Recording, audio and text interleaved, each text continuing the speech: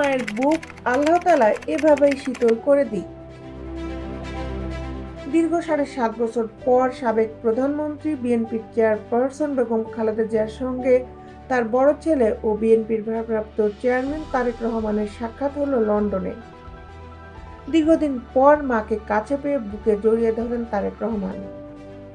এ সময় মা ছেলে দুজনে আবেগ আপ্লুত হয়ে পড়েন। মা ছেলের এই আবেগ আপ্লুত দৃশ্য হৃদয় কেড়েছে জনপ্রিয় ইসলামী বক্তা মিজানুর রহমান আজহারী। বুধবার সন্ধ্যা ৬টার কিছু সময় পর নিজের ভেরিফাইড ফেসবুকে একটি পোস্ট করেন তিনি। আজহারী লিখেছেন, পৃথিবীর প্রতিটি মজলুম মায়ের বুক আল্লাহ তাআলা এভাবেই শীতল করে দিক। হৃদয় প্রশান্তকারী এক আবেগঘন দৃশ্য। বুধবার যুক্তরাজ্যের স্থানীয় সময় সকাল ৯টা ৫ মিনিটে খালেদা জিয়াকে বহনকারী উড়োজাহাজটি লন্ডনের হিথ্রো বিমানবন্দরে অবতরণ করে। উন্নত চিকিৎসার জন্য যুক্তরাজ্যে যান বিএনপির চেয়ারপারসন। খালেদা জিয়াকে স্বাগত জানাতে তার বড় ছেলে বিএনপির ভারপ্রাপ্ত চেয়ারম্যান তারেক রহমান ও পুত্রবধূ জুবাইদা রহমান বিমানবন্দরে উপস্থিত হন। বিএনপির চেয়ারপারসন সর্বশেষ ২০১৭ সালের ১৫ জুলাই লন্ডন সফর করেছিলেন। এরপর তার আর কোনো বিদেশ সফর হয়নি। এই সময়ের মধ্যে তার সঙ্গে ছেলে তারেক রহমানেরও সরাসরি দেখা হয়নি।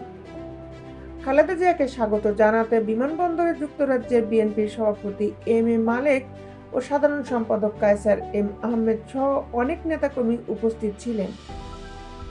ইমিগ্রেশন কার্যক্রম শেষ করে বিমানবন্দরের চতুর্থ টার্মিনালের রয়্যাল ভিআইপি গেট দিয়ে বের হয়ে অ্যাম্বুলেন্সে করে খালেদা জিয়ার সরাসরি হাসপাতালে নিয়ে যাওয়ার কথা।